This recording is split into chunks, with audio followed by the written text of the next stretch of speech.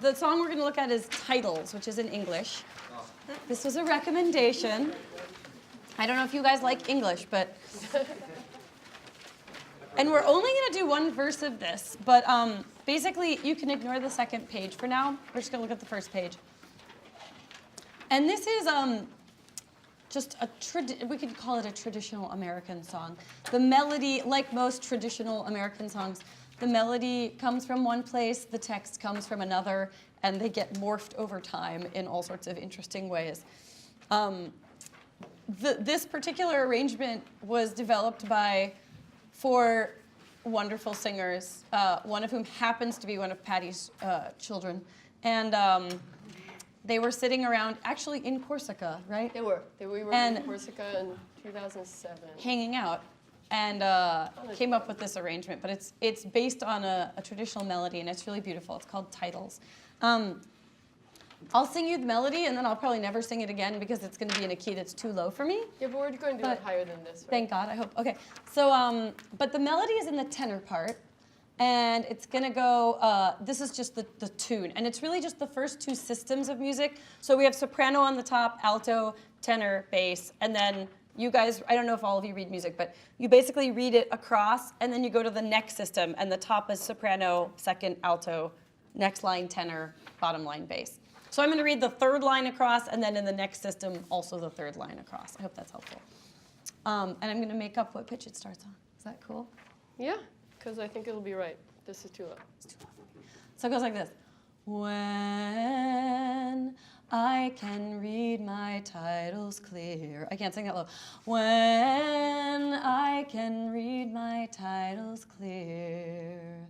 2 mansions in the sky, I'll bid farewell to every fear and wipe my weeping eye.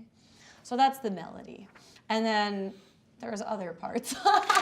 So, sorry, this one gets me, and then I can't go on, right? Okay, so why don't we all sing that? I can't. When I can read my titles clear. Up the octave, man. 2 mansions in the sky. So can we do it that much? And it's what pitch is this, just so we can keep track? I don't know. I know. What it is, but I'll find out. A flat. A flat? Okay. So, in little phrases. When I can read my titles clear. Too much? When I can read my titles clear. 2 mansions in the sky. And you can go sky high. Think kind of granny on the porch. To win. Why don't we all learn this first phrase? Yeah. So, I mean in the harmonies. Oh, okay. So the tenors are, again, when I can read my titles clear. 2 mansions in the sky. Keep going. Let's just get Okay. rolling. I'll bid farewell to every fear and wipe my weeping eye. I think we should actually just all sing that together first, and then we can add a part at a time. If you need to. Yeah, we can sing it up the octave for right now if we want. Or Want you to do it can one more just time? skip the low notes. Yeah, let's do it one more time. When I can read my titles clear. 2 mansions in the sky.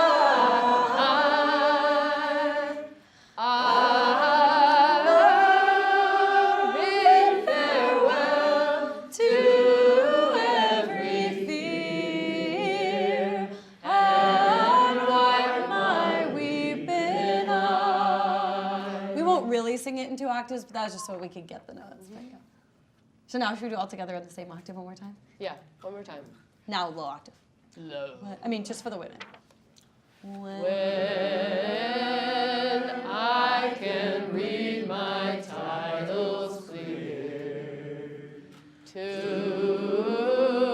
mansions in the sky, I'll bid farewell to every fear and wipe my weeping eyes. Let's add bass next. So you're gonna start on that note. I can read my titles clear To mansions mansions in the sky. Can we do that again? Starting at the beginning. I can read my titles clear To mansions in the sky. And then you have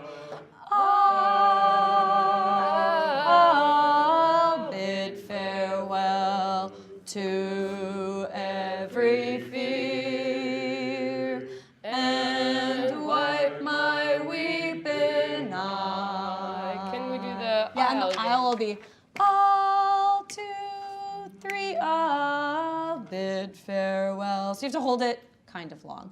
But basically, you'll just hold it till the tenors get up to their part. They'll go, I can't sing it low.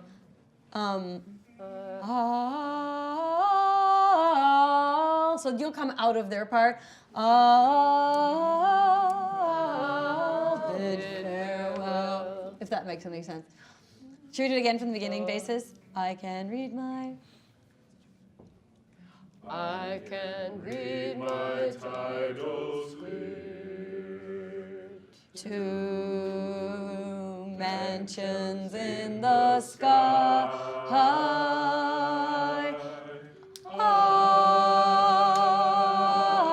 I'll bid farewell to every fear and wipe my weeping eye.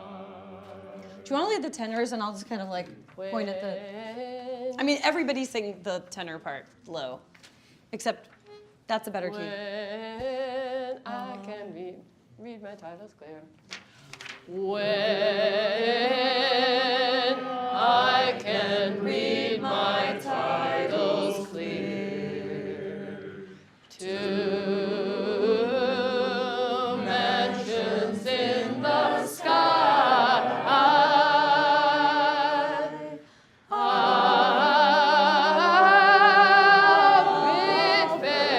One extra beat there.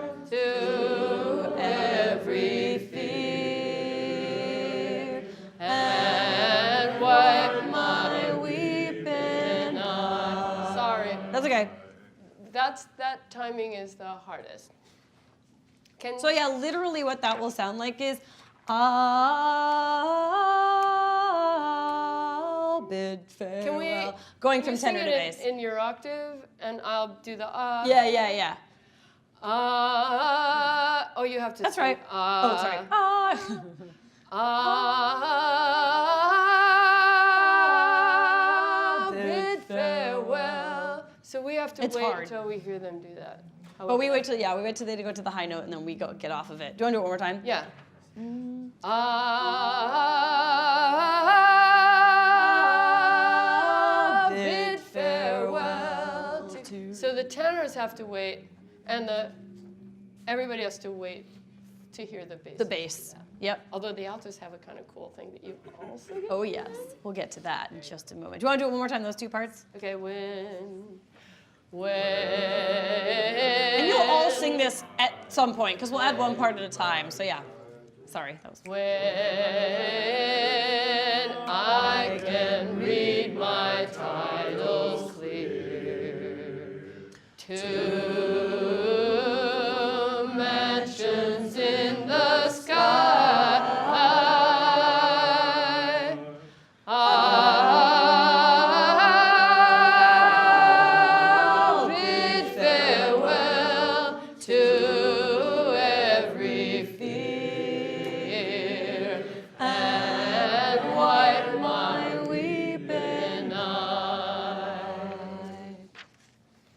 alto. So that's a better key. So they're gonna go when I can read my titles clear. 2 mansions in the sky. I'll bid farewell to every fear and wipe my weeping eye. Isn't that pretty? The little it's so much fun. Okay. Want to just try singing along with me, doing it? Is that helpful? So it's, Molly's not singing loud, but it's very focused. Yeah. So don't think of that as soft necessarily. No. It's a different Present. vocal tone. But I can read my titles clear. Make sure that we all hear you because we need the harmony. yeah. Let's try our part once.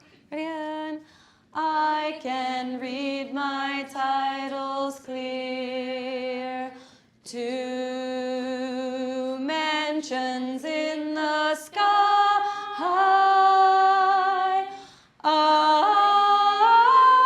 I'll bid farewell to every fear and wipe my weeping eye. Rock stars. Can we do it with tenor once? When Tenor and alto. I can read my titles clear. 2 mansions in the sky. I'll bid farewell to every fear and wipe my weeping eye. That's the bass Add the bass. note. Shall we do it all Just you wait. together?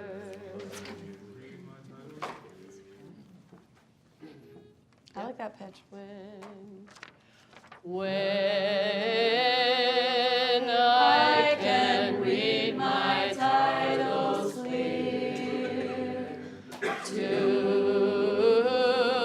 Mansions in the sky.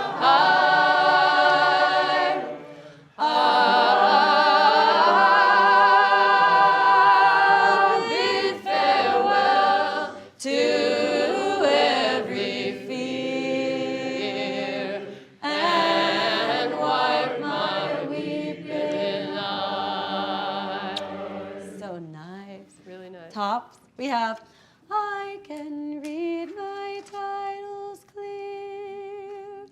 2 mansions in the sky.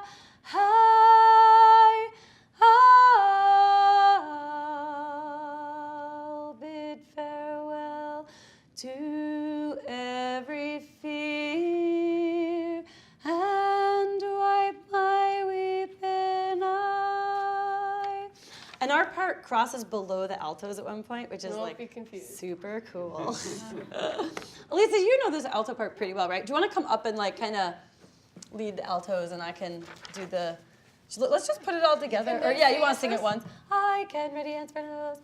I can read my titles clear. 2 mansions in the sky.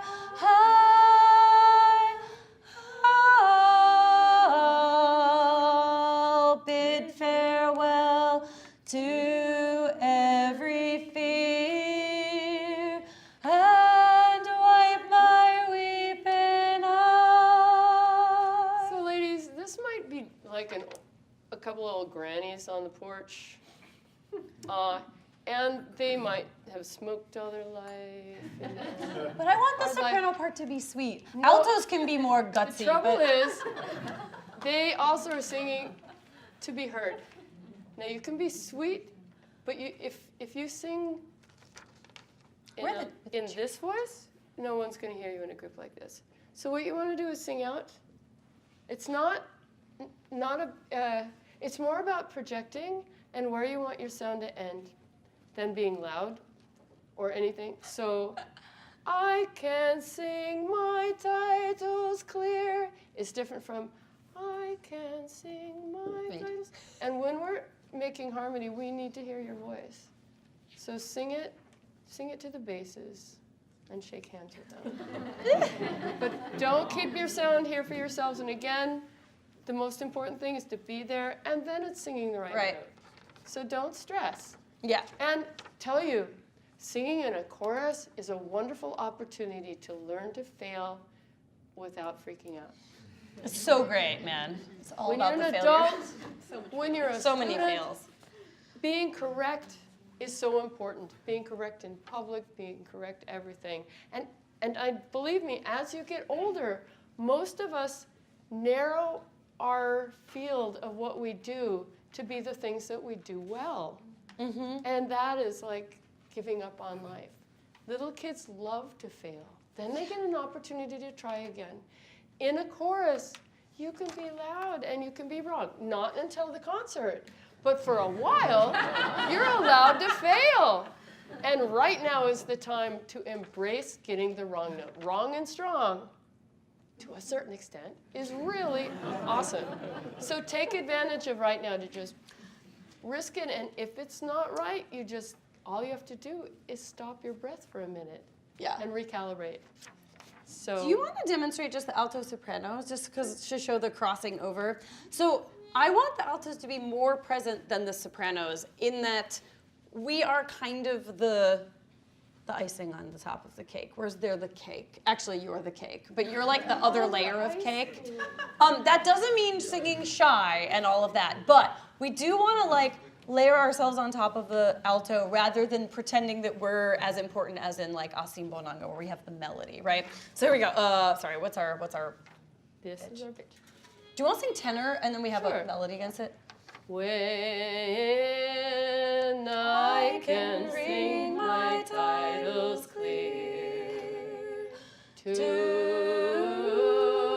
mansions in the sky, I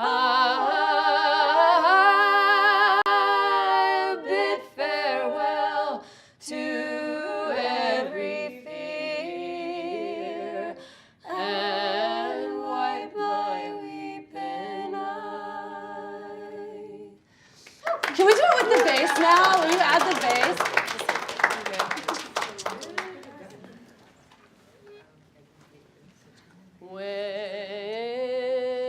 When I can read my titles clear to mansions in the sky, I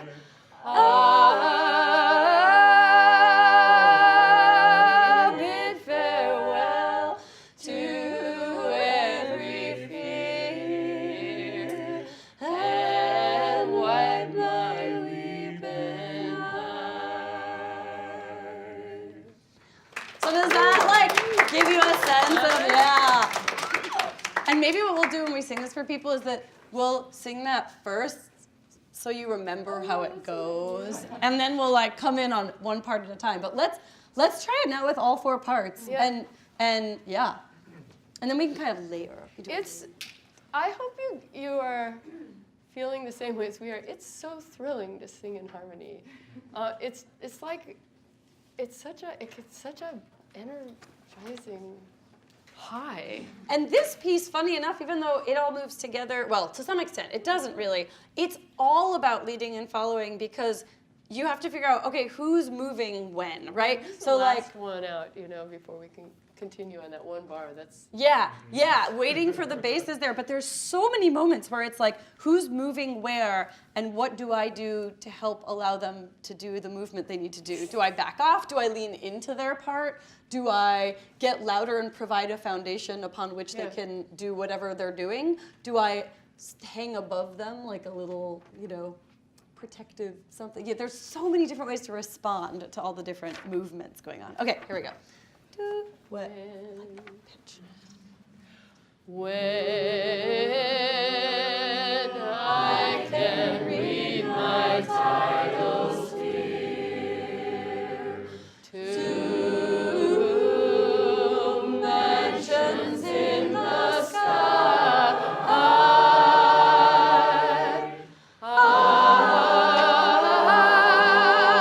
I'll bid farewell to every fear and wipe my weeping eye.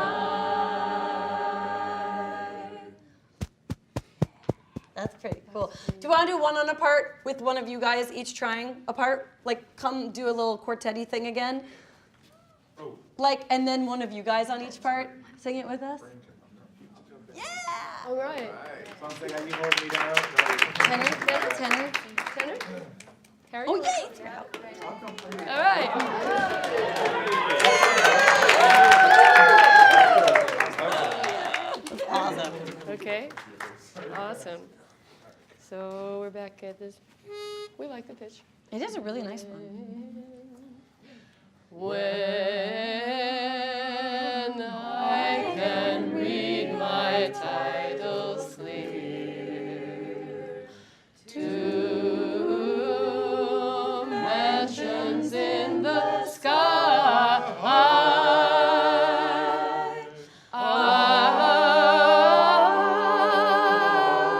I'll bid farewell to every fear and wipe my weeping eye.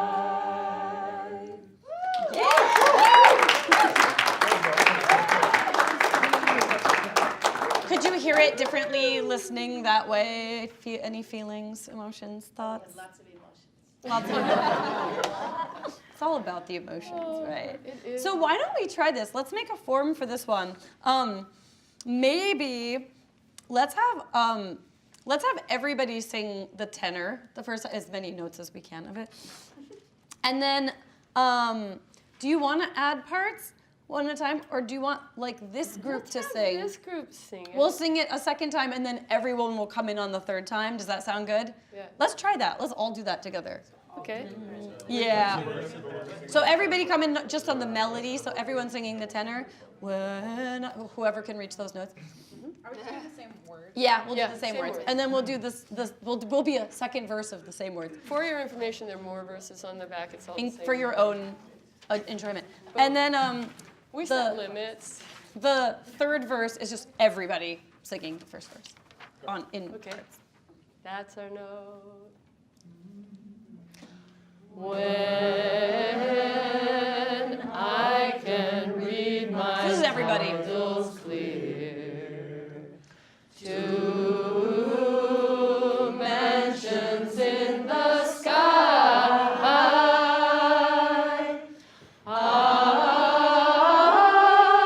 I'll bid farewell to every fear and wipe my weeping eye. When I can read my titles clear, to mansions in the sky,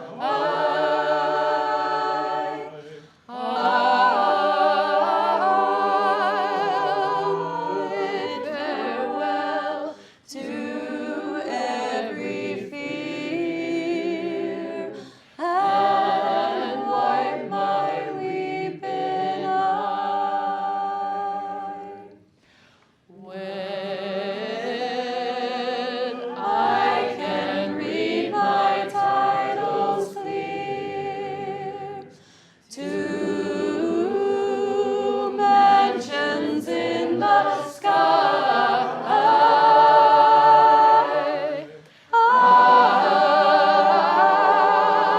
I'll bid farewell to every fear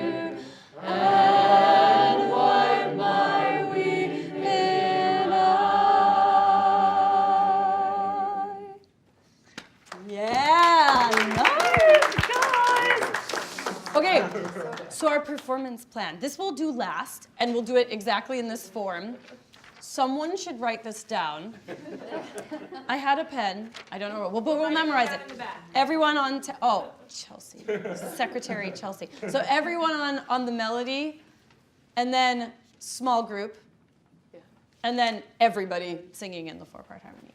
Yeah, have a quick seat though, because I want to at least give us 4.5 minutes to just process. So like, I mean, you know, there's one thing that I would love for you to pay attention to when you're performing, is not trying to be nervous about, oh my God, am I singing the right notes, blah, blah, blah, blah, but actually thinking about this concept of like leading and following. And how do you, who just learned 3 pieces from very different traditions, sing it in a concert by relying on each other and giving to each other when you can and feeding off of each other's energy. To think about that is going to be, I think, much better than worrying. There's no worrying. You're rock stars. But do you guys have any thoughts or questions about how does this tie into what you do? How does this tie into thinking about leadership? Have you learned anything new today? And it may be that you can't really process what you just went through until a few weeks from now or something, but is there anything you come away with this feeling like, I can see how this could be connected to something that I'm learning or thinking about? Yeah. I was gonna say, I think you guys talked a little bit about the transition between like being a leader or a responder and a follower. And I think even for us, I think Booth is a place where we all are like super smart and super qualified to be here, and we're getting ready to go back to the workforce where, while that's true, there's sort of like different levels of experience, and we're going to be trying to manage and motivate all these people. And I think even with you talking to us about projecting louder, and it's how we all jointly share a voice that makes a melody, that I think that's pretty powerful, because I think sometimes I know I'm sort of like a natural leader, and so sometimes I think the only way for me to do that is like by being silent or by like just not being in the room at all. And I think this is an interesting exercise in all of us sort of being fully present, participatory, kind of simultaneously. And obviously if you're like discussing in a meeting, you can't talk over each other, but I think this is a cool exercise in sort of everyone projecting while also like being heard. Wow. Yeah. Sure. I think with the song titles, because it was in English, I felt like the expectation that I should be better at it than the 2 other ones. And so I think that you can apply that to when you're like at work and you have sort of an issue or an industry that you've experienced before. You kind of might be a little bit more, or I was a little bit more hesitant or anxious, because it feels like I should be more of an expert in this than the 2 first exercises. So I don't know if anybody else felt that. I was like, oh, if I'm bad, people are gonna be able to tell that I'm bad. Oh, interesting. Oh, interesting, Yeah. Exact same way, like the flip side of that, I expected to be the most uncomfortable with the South African one, because I was like, it's a style and a culture I might not feel familiar with, but because of that, I felt like the most at ease, because it was like a blank slate. I felt most liberated, I was comfortable kind of getting into it and trying on a hat, whereas singing in titles, which is like a familiar genre of American folk, it sort of was like, oh, I'm supposed to do it this way, and I'm not supposed to, no, that doesn't sound right. Like, I was more self-critical, and I couldn't get into it. Like, it took a little while to Isn't find that my way to do it. interesting? Yeah. So expectations that we have of ourselves can be inhibiting when we think we should have expertise in some area, and sometimes it can be freeing to get out of that and be in a place. You can actually experiment more when you know that you're not, that something's not expected So of maybe you. coming in and not thinking, being a little more less cocky about things, even when they are in your field of expertise, may open up your whole being to subtleties and solutions that you might otherwise miss if you come in thinking that you know a lot already. That's really interesting. And being willing to put yourself in positions where you're vulnerable, you can actually learn more, right? And we get, it's true what you were saying before, the older you get, the more you know what you're good at, the less likely you're going to be to seek out opportunities to do something you're not good at. And yet, we realize that when we do that, we can actually learn so much so quickly and connect it to other things. So it's actually a really good, healthy thing to keep Failing. Keep failing. Keep putting yourselves in positions where you don't know what you're doing. Yeah. Other things. Yeah. Yeah, I think that is really powerful, but yet really hard to have fun in being wrong. At a certain point, though, you just let yourself do it if you do it enough. Yeah. And It's if you like- one could come here with the mindset of like it's impossible to practice in just 3 hours and get something good out of it, right? That mindset itself is what harms the good experience, and it's so challenging to have fun in being wrong. Yeah. I mean, just think about how much more you can learn if you allow yourself to enjoy the process of failing, because you know how to be open to take away the things you need to take away and how to just fix things quickly and just not get bogged down by. But for me, that's shame also that or- failure is only a thing. It's momentary. It's fleeting. And many of us get crushed by failure and extend it into areas it should never be. Failure only means that you didn't do something right then. Right. And there's no reason why you can't go acknowledge it and then go flip, and then you do it right. But if we're crushed by it, that's really a dangerous way to go about life. And inhibiting not just in how we're willing to experiment, but the backlash on your projects could be horrible if you make a mistake and you let that, you beat yourself up instead of going, oh, well, that's interesting. I made that mistake. Now what do I do to fix it? Yeah. And just never, you can't ever forget, this. You stop living. Just one thing I always think about in singing is I always want to sit next to somebody who's much, much better than me, because I try to rise to that. And it's really important, like, people say marry someone smarter than you, hire people smarter than you. And it's easy to say that, but when you're singing, you really feel it. It's like, I need to be next to Elisa. So that she brings me up, right? And so Yeah. it's so interesting how direct it is. I feel less secure when I'm not with someone who I can follow or who I trust in a really fundamental way. So it's really interesting how visceral this trust and this need to have people that rise you up, that bring you up. Yeah. Oh, and I have something more to say about that too in a second. But yeah, you had your hand up too.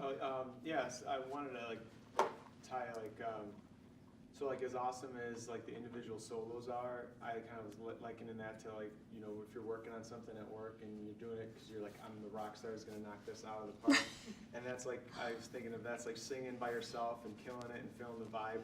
But then when we all got together, how much more powerful even that one part was because of all the other pieces. That made me think of when you've worked on a really good team or a group, and then when everything is just in harmony, in the work sense maybe, and it's just that's another level, another high that you probably wouldn't have got on as a solo on yourself as individual contributor. It's so true. Try to keep that in mind when 'cause I think a lot of people would probably. There's an assignment. I'm going to storm that beach, take the lead, knock it out. I don't need any help. And, you're just going to slow me down, but probably not. And if you do it right, you'll probably be better for it. Yeah, totally. Yeah. Anything else? I was going to say that, having Linda and Boaz in our world music chorus, one thing that's so fun, and also for the university chorus here at UFC, I get to know everybody as a singer first, and most of the people who are in there are not professional musicians, and I know them in their most vulnerable state. And I think of their personalities in some ways as being very self-deprecating and, very insecure and whatever. And I'm like, oh, I'm trying to nurture them. And then we go around the room at some point and everyone tells us what they do for a living. And you're like, oh, you invented that type of cure for cancer. Oh, you're an astronaut. Oh, you're, and everyone in the room is so an incredibly brilliant expert in whatever field they're in. And then you're even more overcome by this opportunity where they practice being vulnerable on a regular basis. They make the choice to come once a month, once a week, depending on what the ensemble is, being in this place where they can be vulnerable, where they cannot be the best, where they can let go and just sort of take all of this in and let themselves get better and better and learn to rely on other people just totally willingly and openly, not like you do in work quite in the same way when you're an expert at something. And I really believe that nurturing that side of one's personality makes you a more whole person. And it also creates empathy for when you're working with others too, in a way that's really vital. Because even when you have a group of brilliant people all together, not everyone's going to be strong all the time. You know, people will have moments of failure, and like being able to understand when other people are not in their element and being able to help them and lead them, and that's so vital too. And remembering what that feels like. If you ever teach, that is also vital. Yeah. For me, though, what I get out of, I don't know very many of you, and yet I feel like I know you intimately, from especially the little group. It's like, Well, you two have a real connection. how can we guys. How can we not? When you sing like that, you forge bonds and trust, and you know, there are a lot of trust exercises, but I tell you, singing together is one of those. If you can get a group as open as this one is, that forms bonds that strengthen all of the business ties and the work in a way that I can't even think of another way, as because it's so personal. Yeah. You are really opening yourself up when you sing out.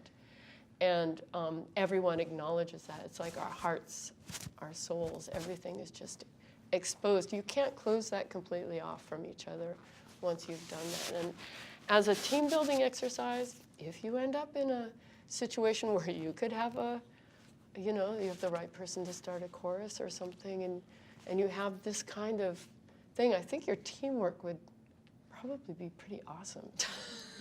And besides, wowing everybody at the annual Christmas party. Or I mean, that's pretty much worth everything, really. Yeah. But that trust that comes when you expose your soul, that's. And you're using your own body. That's huge. Like, you're not playing an instrument outside of yourself. Like, you are your instrument. So there's that level of sharing it is so intimate and powerful. Well, this has been so much fun. Are It's you? not over yet. We're gonna. Oh no, I mean, but now. Harriet, it seems fitting you give us a final benediction. Yeah, we want a final benediction. I was thinking of your comment about when we've been through something like that, the connections are so quickly, so deep in some way, because we start to just be human beings. And I was thinking there are a number of people in here that are in my business policy class. And it's going to be very hard for me in some ways to walk into class to see some of you where I want to almost give you a hug. and maybe we should get up and perform. But, one thing I would say is over my fairly long career, so to speak, I've been involved in a number of inaugural events, and started the LEAD program, and started the first program in Barcelona, and so forth. And I must say, this inaugural event is one of the events that will stay with me for the rest of my life, because it's brought forth something about us all, the beauty that we all have, that is so often hidden, and it's there. And why the hell can't we bring this forth more often? And I, as a teacher, and as those of you that are creating organizations and trying to bring forth more of the beauty and the real gifts of the people in your organizations, metaphorically, why can't people start singing together? And maybe the way you do that is to start getting them to sing together. Right. I had this idea that we should have a booth chorus, and it was thanks to Linda, who said, "Well, I've got a great idea." I know just the people who should. It's true of Linda all the time. I said, "Linda, what about this?" "Oh, I know, I hear it." I'm Anyway, on it, Jerry. I just want to thank the two of you, because you also, in the way you worked with us, demonstrated leadership of, obviously you know what you're doing, but you also have this ability to improvise and connect to what you need to connect to, given where we are in that situation. And I love the fact that you work together with a certain degree of tension. Yes, always. Oh, I mean, to be real for you because if we were, Isn't there nothing worse, if you two were just, quote, perfect, and you had your script, it wouldn't have been, and we wouldn't have learned. It's really true. no, but what you're saying too is actually very important because if we always felt exactly the same way about everything, there would be no purpose to having two of us.